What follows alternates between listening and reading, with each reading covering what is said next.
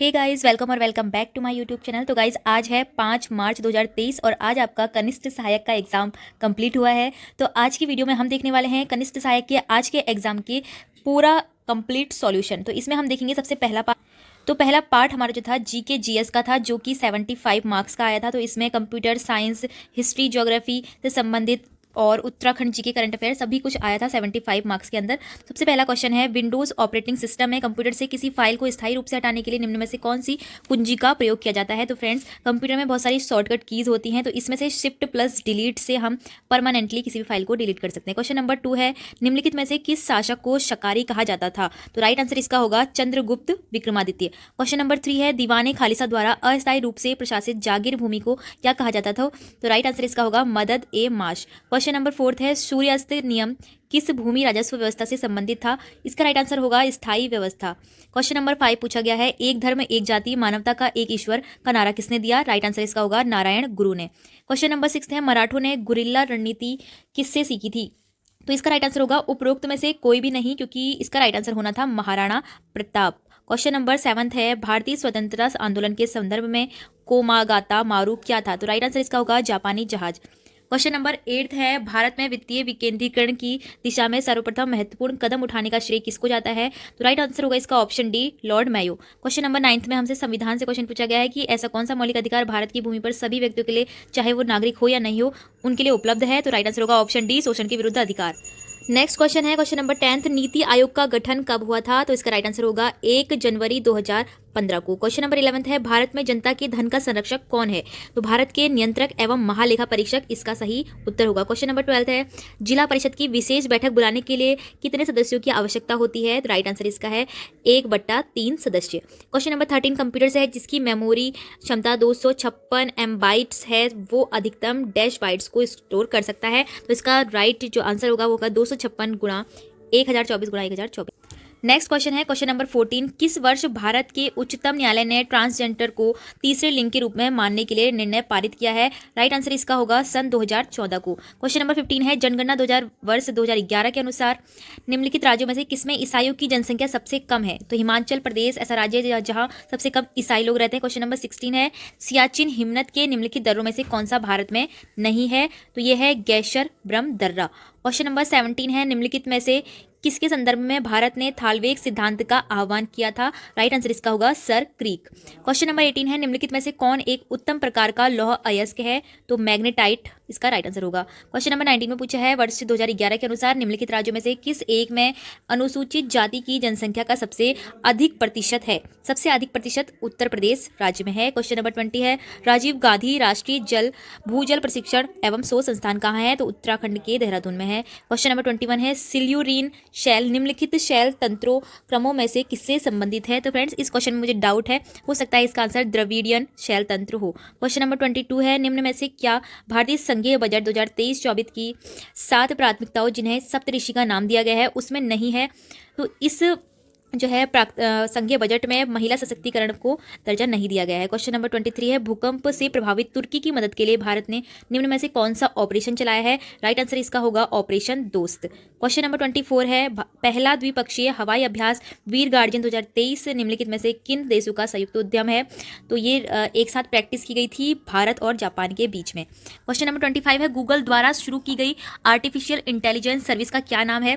तो ये chat GPT के साथ ही कॉम्पिटिशन करने के लिए गूगल ने अपनी एक आर्टिफिशियल इंटेलिजेंस AI बनाई है जिसका नाम है बर्ड। क्वेश्चन नंबर 26 है, भारत के निम्न में से किस राज्य में फरवरी 2023 में खेलो इंडिया विंटर गेम्स का आयोजन किया गया। तो यह जम्मू कश्मीर में किया गया था। क्वेश्चन नंबर 27 में पूछा है, संविधान के अनुच्छेद 1 भारत का क्या घोषित करता है। ये भारत को बताता है राज्यों का संघ। क्वेश्चन नंबर 28 है, निम्न में से किस राज्य ने फरवरी 2023 में हुई भारत की पहली ग्रामीण विज्ञान कांग्रेस की मेजबानी की। राइट आंसर इसका होगा उत्तराखंड। चंद प्रशासन के अंतर्गत दस्तूर क्या था। राइट आंसर इसका होना चाहिए कर, क्योंकि यह एक प्रकार का कर था। तो उपरोक्त में से कोई नहीं इसका राइट आंसर हो सकता है। क्वेश्चन नंबर 30 है, तालेश्वर ताम्रपत्र निम्नलिखित में से उत्तराखंड के किस राज्य से संबंधित है। इसका सही जवाब होगा अग्निवर्मन। क्वेश्चन नंबर 31 है, निम्नलिखित में से उत्तराखंड के किस राजवंश का वर्णन ह्वेनसांग करता है। इसका सही जवाब होगा पौरव राजवंश का। क्वेश्चन नंबर 32 में पूछा है, रानी कर्णावती निम्नलिखित में से किस परमार शासक की संरक्षिका थी। तो ये पृथ्वीपति शाह की संरक्षिका थी। क्वेश्चन नंबर 33 है, काशीपुर पहले किस नाम से जाना जाता था। था? तो यह पहले गोविषाण नाम से भी जाना जाता था। उत्तराखंड का पहला राजनेता जिसने असहयोग आंदोलन के दौरान उसको जेल भेजा गया, तो मोहन सिंह मेहता इनका जवाब होगा। हारदूदा किससे संबंधित है? हारदूदा संबंधित है नाग देवता से। क्वेश्चन नंबर 36 में पूछा है छपेली क्या है? तो यह उत्तराखंड का एक लोक नृत्य है। उत्तराखंड में कमीण का क्या कार्य होता था? इसका कार्य होता था कि गाँव से राजस्व एकत्र करना। क्वेश्चन नंबर 38 है हिल यात्रा प्रारंभ की गई थी? यह गोरखों द्वारा प्रारंभ की गई थी। अब पूछा है मेला जो कि मछली पकड़ने से संबंधित है, तो आप सभी को पता है देहरादून में मौड़ मेला। क्वेश्चन नंबर 40 है भद्राज एक लोक देवता है? भद्राज लोक देवता जौनसार बावर के हैं। 41 में पूछा है कौन इन शिखरों में से कौन सा एक उत्तराखंड में नहीं है? तो नंदाकोट, चौखंबा और दुनागिरी सभी उत्तराखंड में है। कुला कांगड़ी जो है यह उत्तराखंड का नहीं बल्कि भूटान का सबसे ऊंचा पर्वत है। क्वेश्चन नंबर 42 है नौला स्वाभाविक रूप से होने वाला जल भृत है जिसे हाल ही में भारत सरकार द्वारा राष्ट्रीय महत्व के संरक्षित स्मारक के रूप में घोषित किया गया है। उत्तराखंड में यह निम्न में से किस स्थान पर है? राइट आंसर इसका होना है शूनराकोट जो कि अल्मोड़ा के सोमेश्वर में है। क्वेश्चन नंबर 43 है जमरानी बांध निम्नलिखित में से किस जनपद में स्थित है? तो यह नैनीताल जिले में स्थित है। निम्नलिखित में से झीलों में से चमोली जनपद में कौन सी झील नहीं है? तो इस वाले क्वेश्चन में डाउट है चकनी और तारक झील के बीच में। क्वेश्चन नंबर 45 है निम्नलिखित में से किस जिले की साक्षरता दर 2011 की जनगणना के अनुसार सबसे कम है? ऊधम सिंह नगर ऐसा जिला है जहां सबसे कम साक्षरता दर है। नेक्स्ट क्वेश्चन है जनगणना वर्ष 2011 के अनुसार उत्तराखंड में महिला साक्षरता दर के आधार पर निम्नलिखित जनपदों का सही अवरोही क्रम बताना है, यानी कि बढ़ते हुए क्रम से घटते हुए बड़े से छोटे की तरफ। तो पिथौरागढ़ में सबसे अधिक महिला साक्षरता दर है, फिर रुद्रप्रयाग और फिर ऊधम सिंह नगर। 47 ने पूछा है निम्नलिखित नदियों में से कौन एक अलकनंदा नदी की बाईं ओर से मिलने वाली सहायक नदी नहीं है? पहले हमें देखनी है कि जो भी यहाँ पर दाई तरफ से आती है वो है मंदाकिनी, और बाकी नंदाकिनी, धौलीगंगा और पिंडर सभी बाईं ओर से आती है। 48 में पूछा है निम्नलिखित जनजातियों में से कौन सा एक यमुना एवं टोंस नदियों के मध्य में निवास करता है? तो यमुना और टोंस नदी देहरादून में बहती है, इसलिए जौनसार बावर इसका राइट आंसर होगा। क्वेश्चन नंबर 49 है आर्थिक सर्वेक्षण 2021-22 के अनुसार 2019-20 में उत्तराखंड में बेरोजगारी दर 15 वर्ष और उससे अधिक थी। तो फ्रेंड्स इस क्वेश्चन का जो आंसर है इसमें थोड़ा डाउट है, तो इसको आप चेक कर लेना। साथ ही क्वेश्चन नंबर 50 भी मैं स्किप कर रही हूँ। क्वेश्चन नंबर 51 है, अब यहाँ पर हमें सुमेलित करना है और कूट से सही उत्तर को बताना है। तो हमें यहाँ पर वन्य जीव अभ्यारण्य दिए गए हैं। गोविंद राष्ट्रीय उद्यान जो कि कहाँ है? उत्तरकाशी में है। अस्कोट वन्य जीव अभ्यारण्य पिथौरागढ़ में है। बिनसर वन्य जीव अभ्यारण्य अल्मोड़ा में है। और सोना नदी वन्य जीव अभ्यारण्य पौड़ी गढ़वाल में है। तो इस तरह से ऑप्शन बी यहाँ पर राइट आंसर होगा। क्वेश्चन नंबर 52 में पूछा है आर्थिक सर्वेक्षण 2021-22 के अनुसार उत्तराखंड में 2011-12 में ग्रामीण क्षेत्र का औसत मासिक प्रति व्यक्ति व्यय था। तो इस क्वेश्चन को मैं यहाँ पर स्किप कर रही हूँ। क्वेश्चन नंबर 53 है उत्तराखंड में वीर चंद्र सिंह गढ़वाली पर्यटन स्वरोजगार योजना कब प्रारंभ हुई? तो यह जून 2002 में हुई। 54 में पूछा है उत्तराखंड की अर्थव्यवस्था में वर्ष 2021-22 में तृतीय क्षेत्र का योगदान प्रचलित कीमतों पर %% है? 42.92%। 55 में पूछा है समग्र शिक्षा अभियान योजना की शुरुआत कब हुई? तो यह 2020-21 में हुई थी। अब यहाँ पर हमसे रीजनिंग का क्वेश्चन पूछा है जिसमें हमें अल्फ़ाबेट्स की सीरीज़ को पूरा करना है, और यहाँ पर आप देख सकते हो कि किस तरह से ये सीरीज़ पूरी हो रही है। Y, W, U और S ये सभी घटते हुए क्रम में है, तो Q, और वैसे ही ये बढ़ते हुए क्रम में है बीच में, तो यहाँ पर O आना है, और फिर से ये बढ़ते हुए क्रम में है तो L आना है। ठीक है, तो इस तरह से ऑप्शन ए हमारा राइट आंसर होगा। फिर उसके बाद है रीजनिंग का एक और क्वेश्चन जिसमें हमसे बताया गया है कि ये 6 गांव है और इनको हमें दिशाओं के क्रम में लगाना है, जो भी दिशाएं हमसे पूछी गई हैं। तो इस तरह से यहाँ पर ADE राइट आंसर होगा। क्वेश्चन नंबर 58 है जिसका राइट आंसर होगा 174.60। इतने रुपए का उसको लाभ हुआ था। क्वेश्चन नंबर 59 का राइट आंसर होगा 24 डिग्री सेंटीग्रेड। क्वेश्चन नंबर 60 है समाचार पत्र वाला क्वेश्चन जिसमें कि हमसे पूछा गया था कि केवल एक ही प्रकार के समाचार पत्र कितने लोग पढ़ते हैं। तो यहाँ पर जितने भी हमें संख्या दे रखी है कि 7 व्यक्ति QR पढ़ते हैं, 9 व्यक्ति ये पढ़ते हैं, 12 व्यक्ति ये पढ़ते हैं और 3 ये पढ़ते हैं। सबसे पहले आपको क्या करना है, इन सभी को 327 में से माइनस कर देना है।